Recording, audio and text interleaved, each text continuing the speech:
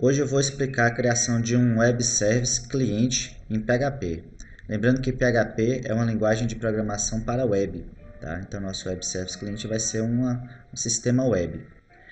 Nós vamos fazer o consumo do nosso web service provider que a gente já tinha criado em Java, de uma calculadora, que fornece as 4 operações básicas, né? Adição, divisão, multiplicação e subtração. O que eu fiz aqui foi implantar esse sistema web em Java no servidor web. O servidor que eu estou utilizando implantar é o Glassfish. Quando a gente faz isso, todos os arquivos são enviados para a pasta do servidor e feito um deploy, ou seja, uma publicação para que a gente possa invocar as páginas, tá? Já que o Web Service Provider é um sistema web também, que dentro dele tem um serviço web. E depois eu cliquei aqui em testar o Web Service. Tudo isso eu já tinha mostrado para vocês quando a gente desenvolveu o Web Service Provider. Eu já fiz essas operações porque elas demoram um pouco, então para não consumir muito tempo do vídeo, eu já está tudo pronto. Então testar o Web Service vai nos direcionar para uma página web que vai permitir que a gente faça a chamada dessas operações do nosso serviço web, tá? Adição, divisão, multiplicação ou divisão. Então ao clicar aqui, a gente vai ser direcionado para essa página.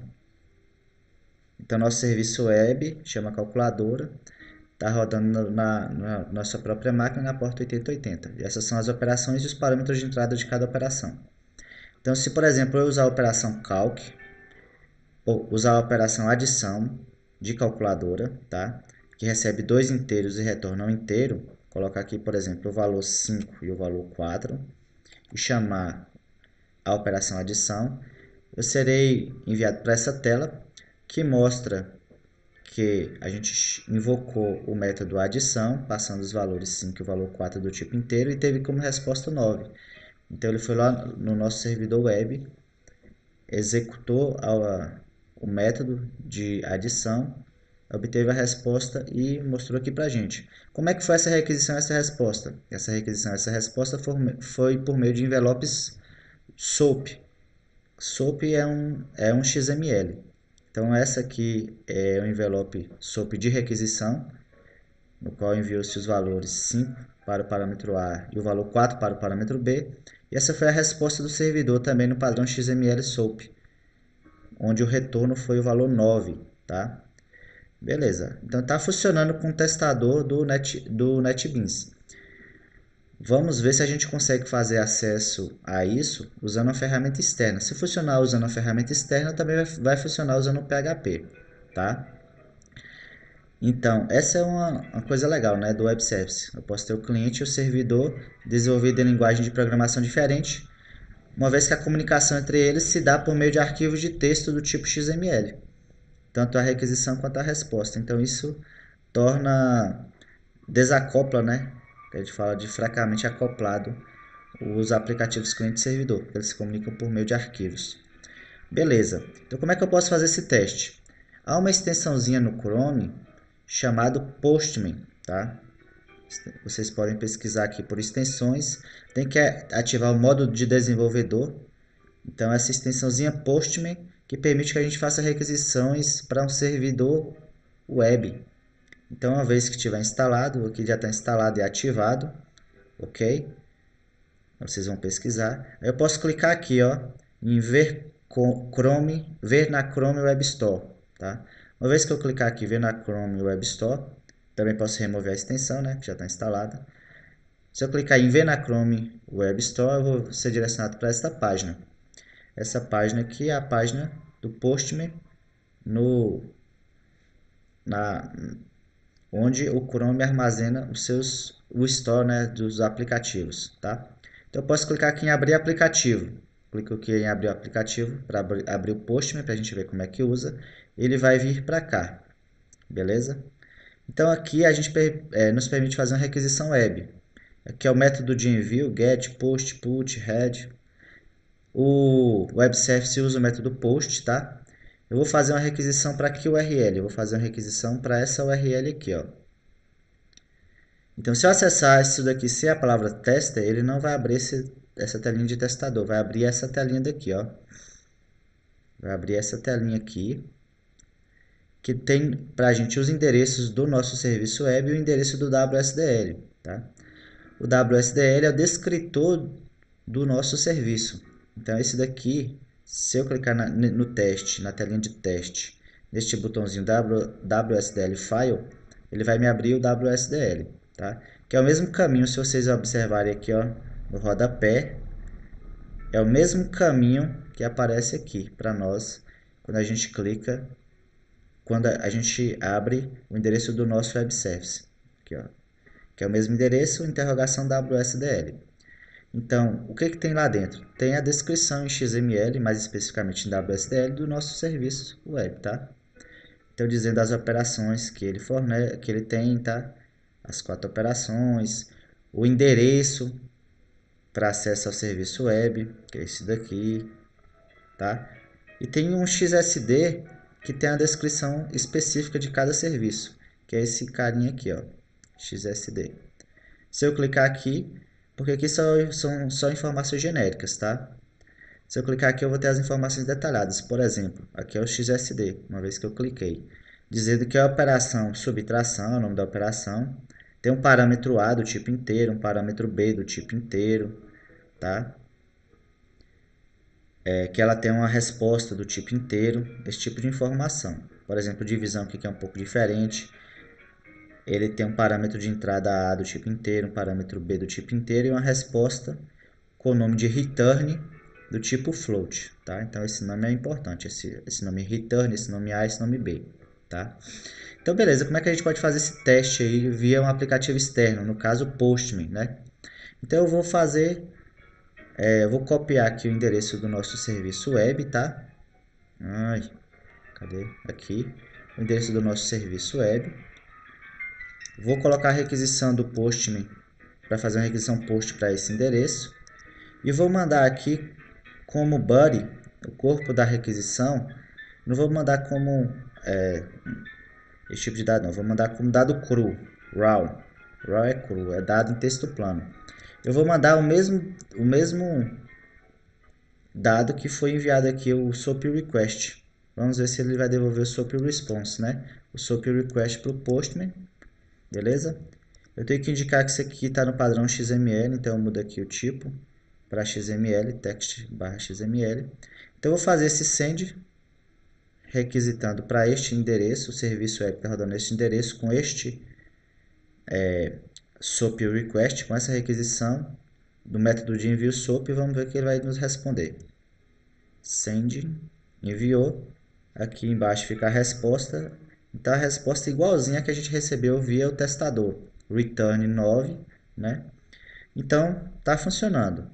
Via um aplicativo externo eu consigo fazer a requisição ao nosso serviço web. Então agora a gente consegue fazer um aplicativo PHP que a gente consegue se comunicar com esse nosso Web Service Provider, tá bom? Então como é que seria a codificação deste PHP? Então, são basicamente 2 telinhas. A primeira é muito simples, tá?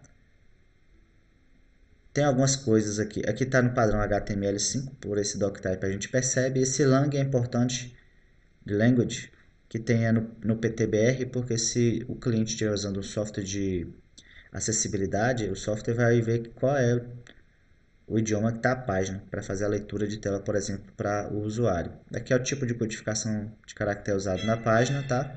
O título da página. Isso daqui é só para usar o Bootstrap, só para deixar os elementos da página mais bonitinhos, tá bom? Então, tanto isso dentro do head, né, do cabeçalho da página, quanto essas informações aqui no fim da página são para uso do Bootstrap e também do jQuery, tá bom? jQuery é só a forma mais simples de usar JavaScript. Por exemplo, em vez de eu usar document.getElementById, eu uso lá um formato próprio do jQuery, beleza? Então, é só acrescentar isso daqui, antes do fechar body. Aqui indica que se eu localizar esse código no fim do documento, as páginas carregam mais rápido. Então, é interessante colocar neste local, tá bom? Então, aí é para o Bootstrap e para o JavaScript jQuery, né? Beleza. O código da página é muito simples, tá?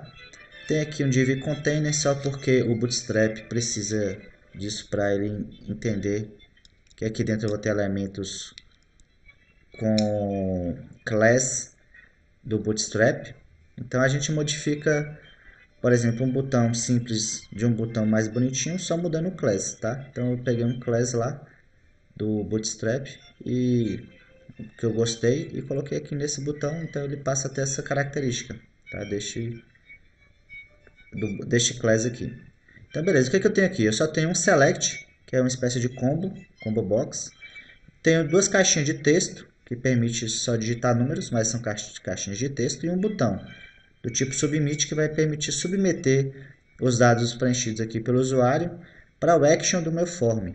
O action aponta para calc underline processar.php. Ele vai submeter no padrão post. Tá? Até então, beleza. Um select é um combo, onde o que está em preto aqui é o que aparece para o usuário, mas caso o usuário selecione uma opção dessa, o que está no valor, o value, é o que vai ser enviado para o servidor. Então, se o usuário escolher somar, vai ser enviado o símbolo de mais. Se o usuário escolher subtração, vai ser enviado um símbolo de menos, multiplicação, asterisco. Então, este é o valor que realmente vai para o usuário. Tá? Nesse caso aqui, o valor que vai é o valor digitado mesmo. Beleza? Então, como é que a gente faz para pegar isso lá no nosso PHP, no nosso servidor web PHP, tá? Do nosso cliente?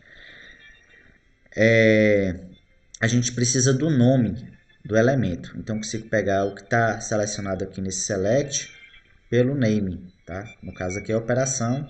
Esse input chama parâmetro 1 e esse outro input chama parâmetro 2. Por este nome que eu consigo obter o que o usuário preencheu depois de submetido, depois de clicado no botão, tá?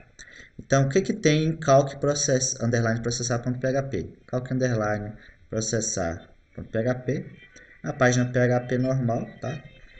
Tem dois links aqui de atalho, só para explicar algumas coisinhas que a gente vai usar aqui dentro.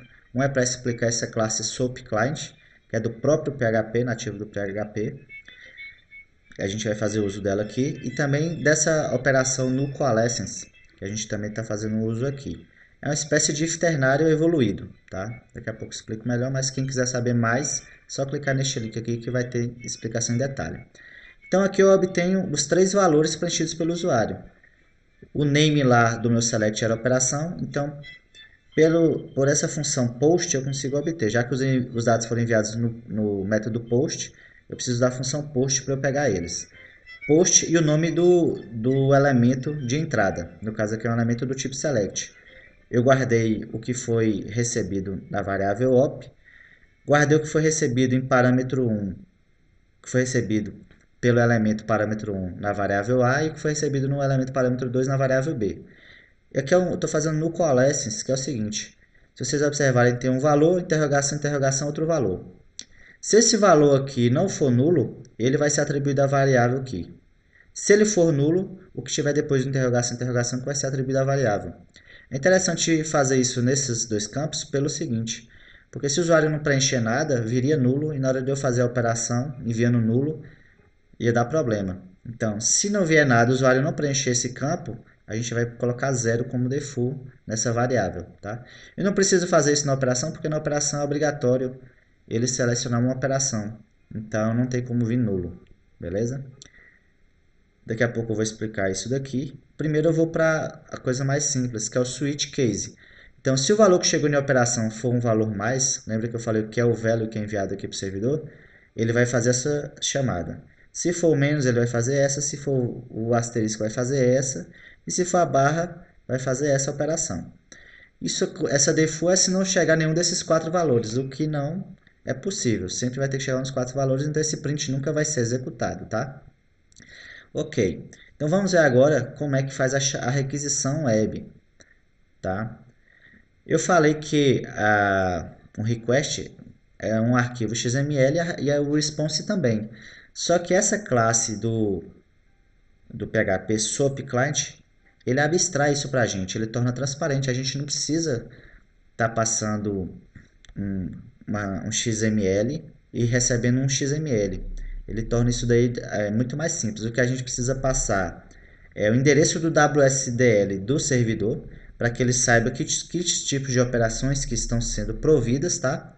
Então, passe esse endereço no construtor do SoapClient, atribua uma variável qualquer, chamei de Client Web Service, tá? Client Web Service.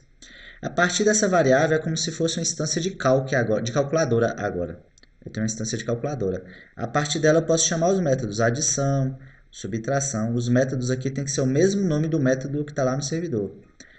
Como é que a gente sabe o nome desses métodos? Está no XSD. E aqui são os parâmetros que o método recebe. O parâmetro A vai receber o que está na variável A. O parâmetro B vai receber o que está na variável B. Como é que eu sei que o parâmetro chama A e que o parâmetro chama B? É porque a variável é A e a variável B? Não, aqui eu poderia botar qualquer nome na variável aqui, qualquer nome. Porque este variável A vai ser substituído pelo conteúdo dela. E a variável B vai ser substituída pelo conteúdo dela. O que não pode estar diferente aqui é o nome do método e o nome dos parâmetros, tá? Para ele fazer a associação. Esses nomes estão no arquivo XSD. Aqui, ó. Eu já tinha mostrado para vocês. Aqui é o XSD. Aqui, na verdade, é o WSDL, apontando para esse XSD. E aqui é o XSD, que indica ó, o método chama adição. E o nome do parâmetro é A, o nome do parâmetro é B e o nome da resposta é return.